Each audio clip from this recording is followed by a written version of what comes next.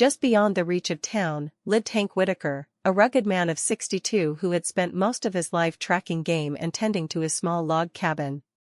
With grizzled hands and a face carved by wind and time, Hank liked solitude and hated surprises. But one frosty November morning, surprise came anyway. It began with a sound, a low growl, faint and feral, outside the cabin. Hank reached for his rifle.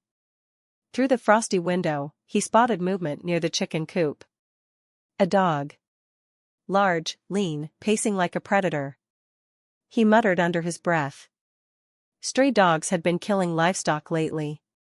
Town folks warned each other, saying a pack had turned wild in the woods. Hank had seen the damage firsthand, 2 of his chickens gone just last week. He stepped onto the porch, aimed, and fired a warning shot.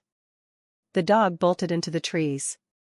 Later that afternoon, Hank followed the trail, partly to make sure the animal was gone and partly to confirm it hadn't been wounded. He found the tracks near the stream, paw prints and light blood smears. He followed them slowly, rifle slung low. Half a mile out, he found something that made his blood chill, a collar, bright red, with a metal tag that read K9 Chief's partner, Rex. His stomach dropped. Rex ***.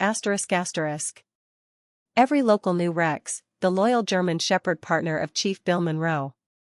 The dog had won awards, saved a child from drowning, and even sniffed out a meth lab last spring. And Hank had just shot at him. He turned and ran. Back in town, Chief Monroe was standing in front of the post office, his broad shoulders tense, speaking into his radio. When Hank stumbled into view, the chief turned slowly, his face unreadable. "I think I shot your dog," Hank said, out of breath. "Didn't know it was Rex. Thought it was a stray." Monroe's expression hardened. "Where?" Hank led him to the tracks. They followed the trail in silence, the radio on the chief's belt crackling. After 15 minutes, they found Rex. Curled in a hollow near the creek, wounded but alive, one hind leg bloodied. The chief knelt beside his partner and gave a sharp whistle. Rex raised his head weakly, tail thumping once.